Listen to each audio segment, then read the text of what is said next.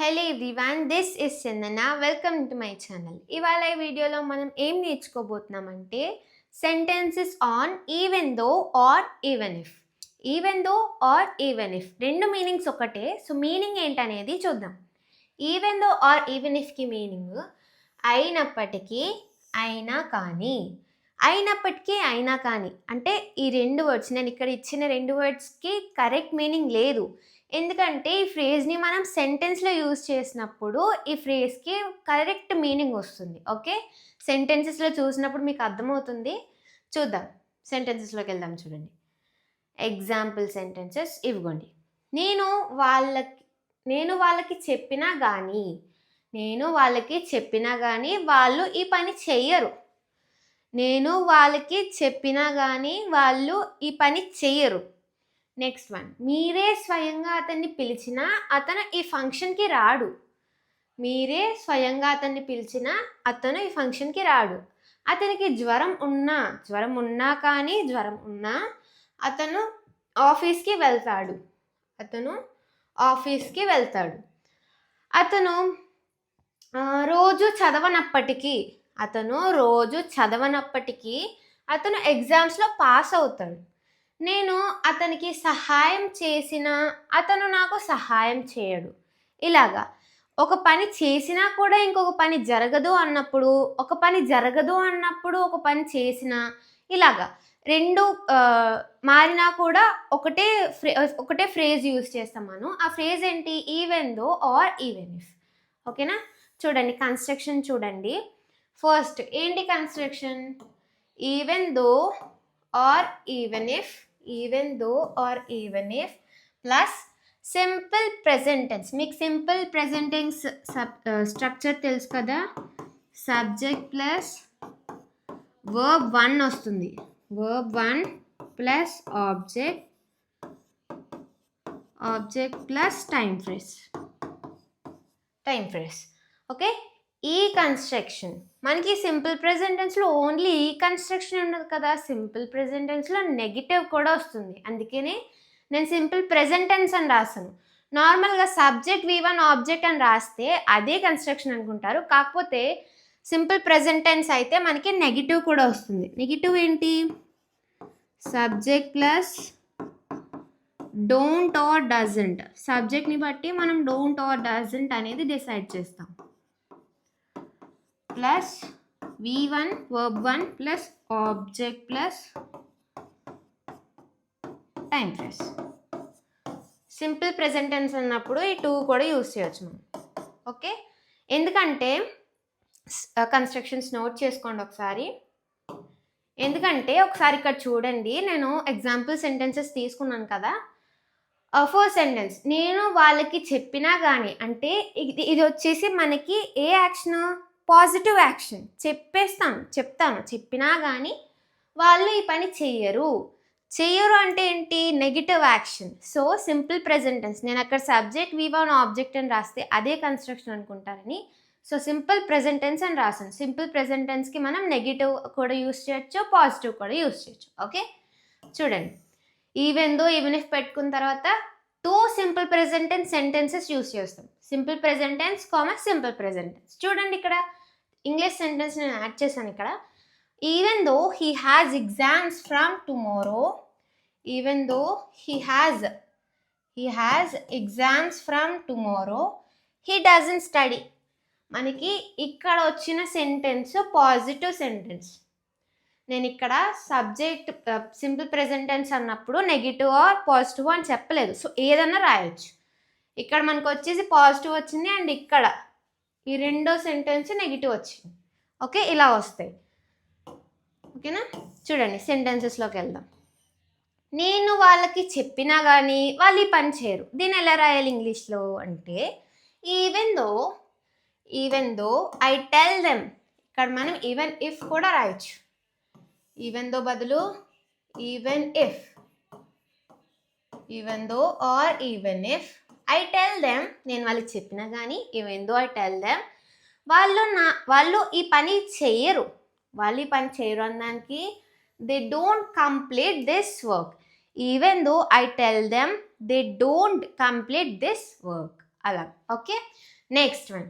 మీరే స్వయంగా అతన్ని పిలిచినా అతను ఈ ఫంక్షన్కి అటెండ్ అవ్వడు. మీరే వెళ్ళి అంటే నార్మల్గా ఫేస్ టు ఫేస్ ఇన్వైట్ చేసినా అతను ఫంక్షన్కి రాడు, ఏమో ఎందుకో తెలియదు, రాడు. ఓకే, దీన్ని ఎలా చెప్పాలి? Even though you invite him personally. స్వయంగా అన్నాం కదా, సో దానికి పర్సనలీ అని వాడరు. పర్సనలీకి ఆల్టర్నేటివ్ ఇన్ పర్సన్. పర్సనలీకి in person. Even though you invite him in person అలా కూడా అంటారు, మోడర్న్ ఇంగ్లీష్లో అంటారు. Even though you invite him personally or in person, he doesn't attend this function. Even though you invite him personally, he doesn't attend this function. అలాగా attend తర్వాత to use చేయకూడదు ఇంకా. Okay, to use చేయదు. Next one. అతనికి జ్వరం ఉన్నా అతను ఆఫీస్కి వెళ్తాడు. అతనికి జ్వరం ఉన్నా ఆఫీస్కి వెళ్తాడు. దీన్ని ఎలా చెప్పాలి? Even though he has a fever. ఇక్కడ చూడండి, ఏ యూస్ చేశాను నేను, ఏ ఎందుకంటే ఇంగ్లీష్లో మనకి ఏదైనా పెయిన్ వచ్చినప్పుడు, హెడ్ ఏక్ కానీ, స్టమక్ ఏక్ కానీ, ఫీవర్ కానీ, షోల్డర్ పెయిన్స్, ఇలా పెయిన్స్ ఏమైనా వచ్చినప్పుడు ఏ అనేది యూస్ చేస్తారు. ఎందుకంటే నార్మల్గా యూస్ చేస్తారు, అలాగా ఫారినర్స్ యూస్ చేస్తారు, మోడర్న్ ఇంగ్లీష్లో కూడా యూస్ చేస్తారు. Even though he has a fever, he attends the office. Even though he has a fever, he attends the office. అతను రోజు చదవనప్పటికీ, అతను రోజు చదవడు అయినా కూడా అతను ఎగ్జామ్స్లో పాస్ అయిపోతాడు.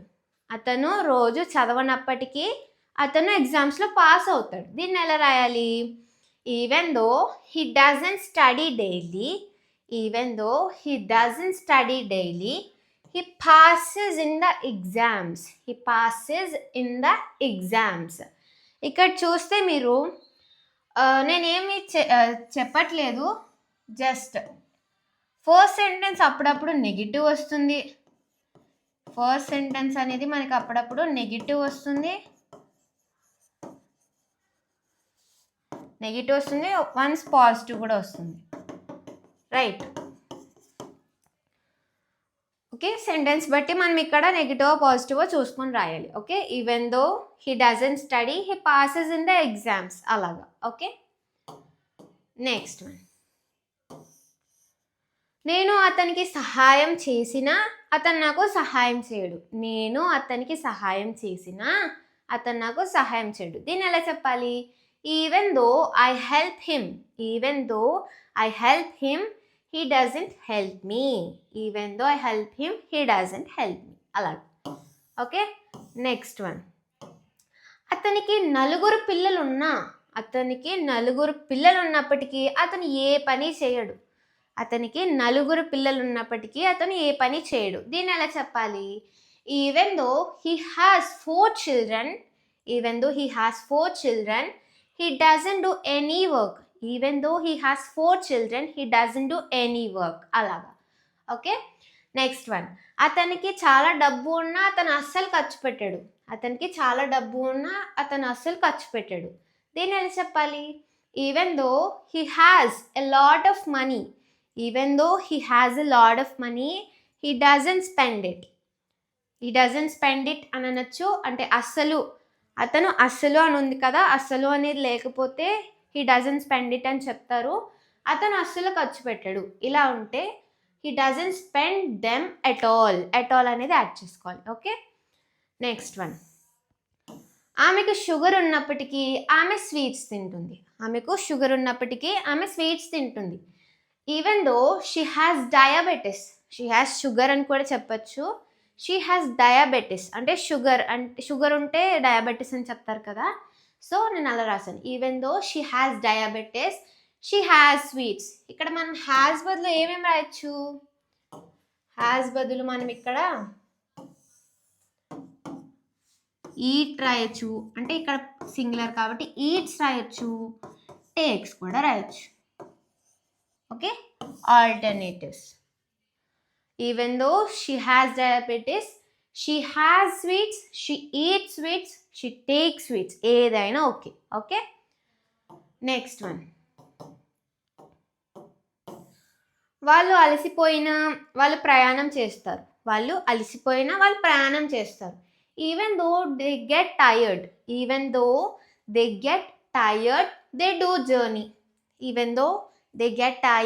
Do journey. వాళ్ళు అలసిపోయినా ప్రయాణం చేస్తారు.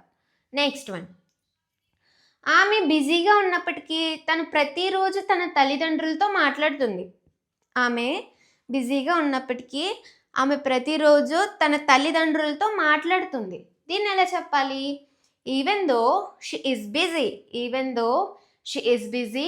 She talks with her parents daily. ఓకేనా?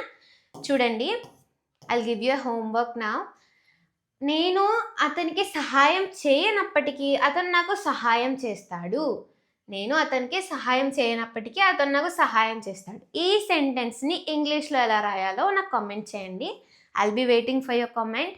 And thank you for watching my video till end. And if you like my video, please like, share and subscribe my channel.